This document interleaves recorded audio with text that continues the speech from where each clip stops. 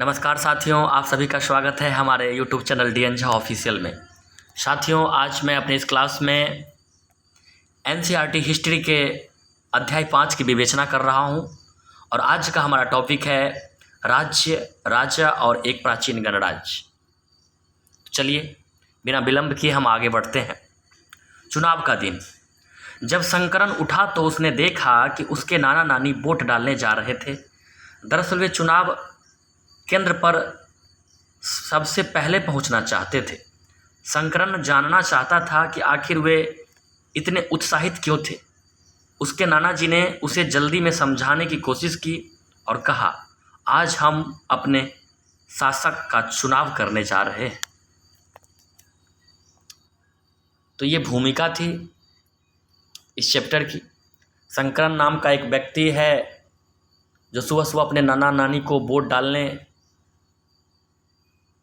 जा रहे थे। उसे वो देखते हैं और वो लोग काफ़ी उत्साहित थे कि आज उसे अपने शासक को चुनने का मौका मिला है। कुछ लोग शासक कैसे बने? लगभग 50 वर्षों से हम अपने शासकों का चुनाव मतदान के जरिए करते आ रहे हैं, लेकिन बहुत पहले लोग शासक कैसे बनते थे? करीब 3000 साल पहले कुछ लोग बड़े बड़े यज्ञों को आयोजित कर राजा के रूप में प्रतिष्ठित हो गए। अश्वमेध यज्ञ एक ऐसा ही आयोजन था। उसमें एक घोड़े को राजा के लोगों की देखरेख में स्वतंत्र विचरण के लिए छोड़ दिया जाता था। इस घोड़े को किसी दूसरे राजा ने रोका तो उसे वहां अश्वमेध यज्ञ करने वाले राजा से लड़ाई करनी पड़ती थी। अगर उन्होंने घोड़े को जाने दिया तो इसका मतलब यह होता था कि अश्वमेध यज्ञ करने वाला राजा उनसे ज़्यादा शक्तिशाली था।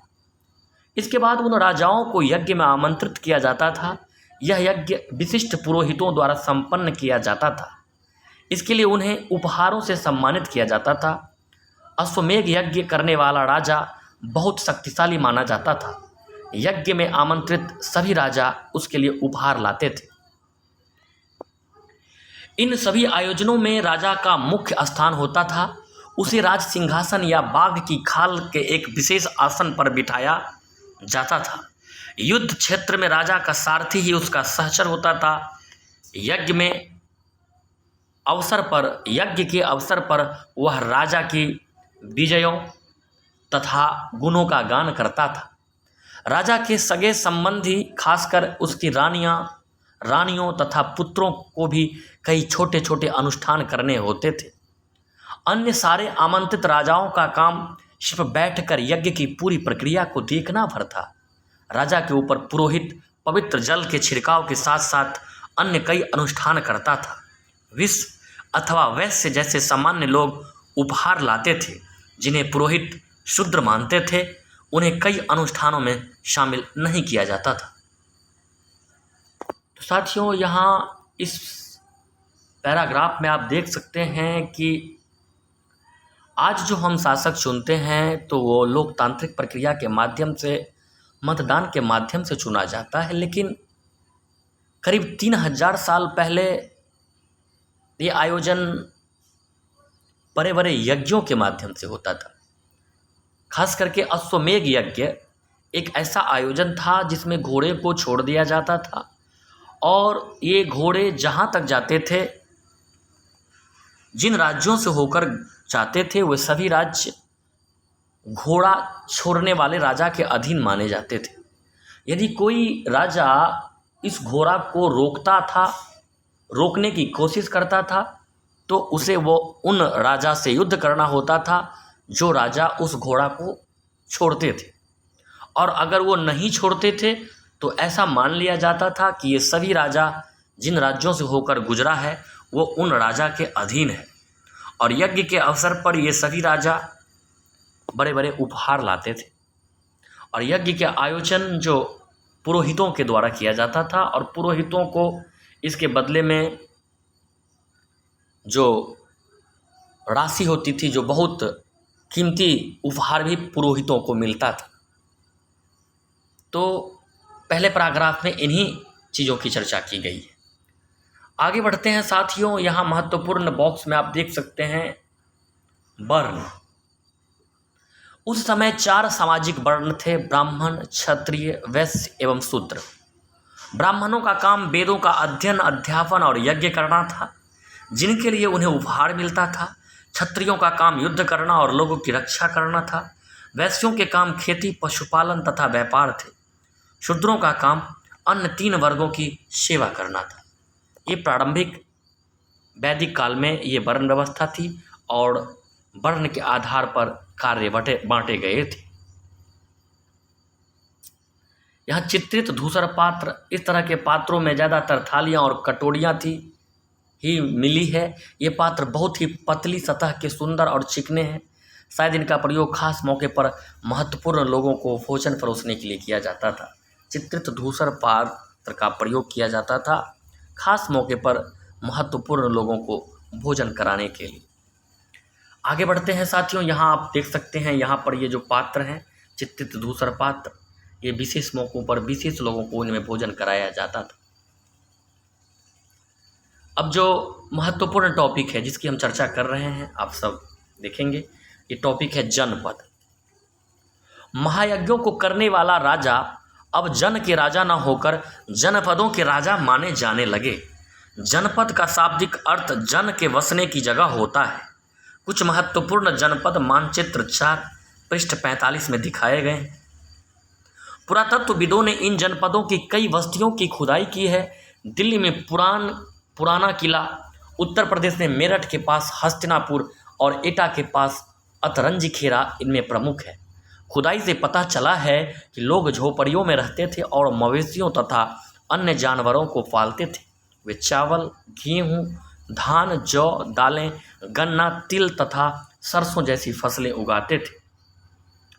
तो साथियों आप देखेंगे इसमें जो जनपद शब्द का प्रयोग हुआ है, वो जब राजा एक छोटा राजा होता था वो जन का कबीला होता था। जब उनका क्षेत्र बढ़ जाता था तो वो जनपद के राजा माने जाते थे। और जनपद का शाब्दिक अर्थ था जन के बसने की जगह। जिसे हम महत्वपूर्ण जनपद है उसे मानचित्र 4 और पृष्ठ 45 में देखेंगे।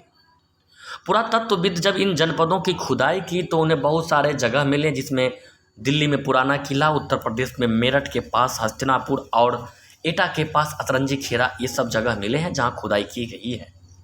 और अवशेष से ऐसा पता चला है कि वो लोग झोपड़ियों में रहते थे। जनपद में लोग झोपड़ियों में रहते थे, मवेशियों तथा अन्य जानवरों को पालते थे। वहाँ से चावल, गेहूँ, धान, जौ, दालें, गन्ना, तिल इत्यादि, सरसों इत्यादि फसलों को उगाने का प्रमाण मिला है। आगे बढ़ते हैं साथियों। लोग मिट्टी के बर्तन भी बनाते थे। इनमें कुछ धूसर और कुछ लाल रंग के होते थे। इन पुरास्थलों में कुछ विशेष प्रकार के बर्तन मिले हैं जिन्हें चित्रित धूसर पात्र के रूप में जाना जाता है। जैसा कि इनके नाम से ही स्पष्ट है, इन बर्तनों पर चित्रकारी की गई है। ये आमतौर पर सरल रेखाओं तथा ज्यामितीय आकृतियों के रूप में है। तो साथियों यहाँ पर जो मिट्टी मिली है कुछ धूसर और कुछ लाल रंग के। तो यहाँ से प्रश्न बनते हैं कि जो उन वैदिक कालों में, इन समयों में जो जनपद काल में जो बर्तन मिले हैं वो कुछ धूसर भी मिले हैं और कुछ लाल रंग के मिले हैं। इन्हें चित्रित धूसर पात्र के रूप में जाना जाता है और नाम से यह चित्रित अर्थात उस पर चित्रकारी की गई है। और इनका जो आकार है वो सरल रेखीय तथा ज्यामितीय आकृतियों के रूप में मिले हैं। अब आगे बढ़ते हैं साथियों। हमने जनपद को देखा कि एक जन था, कबीला था, और वो जो थोड़ा बड़ा हुआ, जब राजाओं की शक्ति बढ़ी, क्षेत्र बढ़ा, तो वो जनपद का रूप ले लिया। अब यहाँ महाजनपद है, इसकी चर्चा करते हैं। करीब 2500 साल पहले कुछ जनपद अधिक महत्वपूर्ण हो गए जिन्हें महाजनपद कहा जाने लगा। मानचित्र 4 में कुछ महाजनपदों को दिखाया गया है। अधिकतर महाजनपदों की एक राजधानी होती थी। कई राजधानियों में किलेबंदी की गई थी, अर्थात इनके चारों ओर लकड़ी, ईंट या पत्थर की ऊंची दीवारें बनाई गई थी। तो जनपद का कॉन्सेप्ट लगभग 2500 साल पहले। कुछ जनपद बहुत महत्वपूर्ण थे, इनकी एक राजधानियाँ भी थी। कुछ जनपद की एक से अधिक राजधानियाँ भी थी और इन जनपदों की राजधानियों की किलेबंदी की गई थी और इनकी किलेबंदी लकड़ी, ईंट या पत्थर की ऊंची दीवारों से की गई थी। और इन जनपदों को मानचित्र 4 में दिखाया गया है साथियों। यहाँ आप देख सकते हैं बहुत सारे जनपद है, यहाँ आप उनको देख सकते हैं। महाजनपदों को दिखाया गया है। गांधार है, कुरु है, हस्तिनापुर, पांचाल, कौशल, वैशाली और विभिन्न नदियों के किनारे ये सब है। राजगृह है, देख सकते हैं मगध की राजधानी राजगृह, ये सब बज्जी है, अंग है, ये सब अवंती है, ये सब महाजनपद है। और मूल रूप से आप आगे पढ़ेंगे कि इन 16 महाजनपदों का उल्लेख है बौद्ध और जैन ग्रंथों में भी इन 16 महाजनपदों का उल्लेख मिला है। तो साथियों आपने देख लिया होगा, यहाँ मानचित्र 4 में विभिन्न महाजनपदों को दिखाया गया है। अब आगे बढ़ते हैं और देखते हैं। ऐसा लगता है कि लोगों ने अन्य राजाओं के आक्रमण से डरकर अपनी सुरक्षा के लिए इन किलों का निर्माण किया। कुछ राजा अपनी राजधानी के चारों ओर विशाल, ऊंची और प्रभावशाली दीवार खड़ीकर अपनी समृद्धि और शक्ति का प्रदर्शन भी करते थे। इस तरह से किले के अंदर रहने वाले लोगों और उस क्षेत्र पर नियंत्रण रखना भी सरल हो जाता होगा।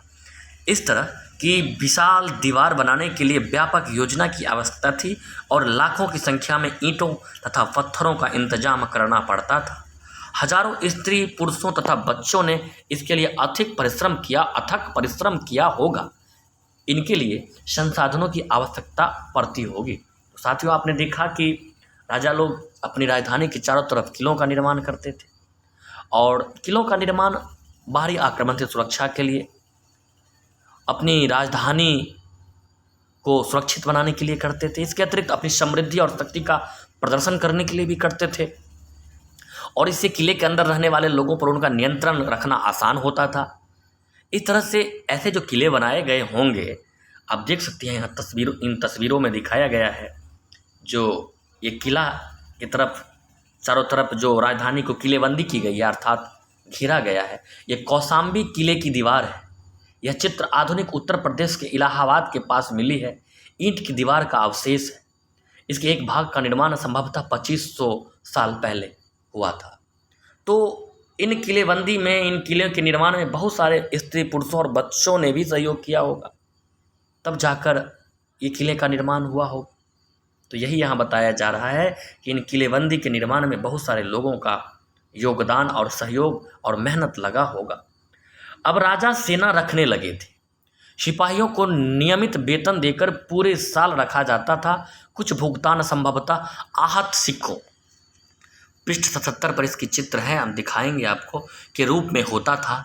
इन सिक्कों के बारे में हम अध्याय 8 में पढ़ेंगे साथियों। तो यहाँ कहा जा रहा है कि राजा लोग अब अस्थायी सेना रखने लगे थे और उन सेना को वो लोग जो नगद वेतन भी देते थे, नियमित वेतन देते थे।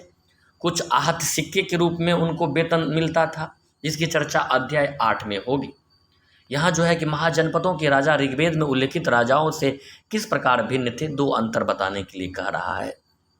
तो निश्चित रूप से आप इन 2 अंतर को अभी तक जो आपने पढ़ा है उसके आधार पर अपने मस्तिष्क से लिख ही सकते हैं।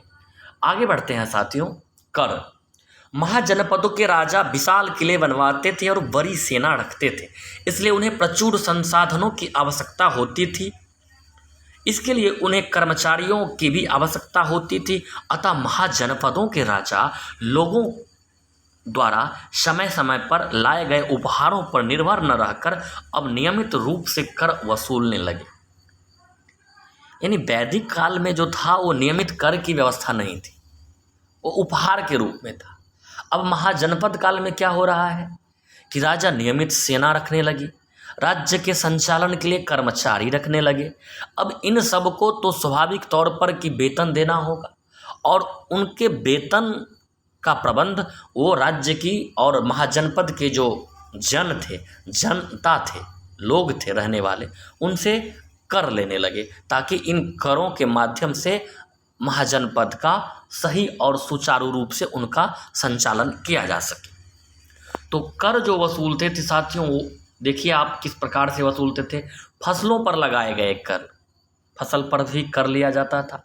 कारीगरों के ऊपर लगाए गए कर, पशुपालकों को जानवरों या उनके उत्पाद के रूप में कर देना पड़ता था।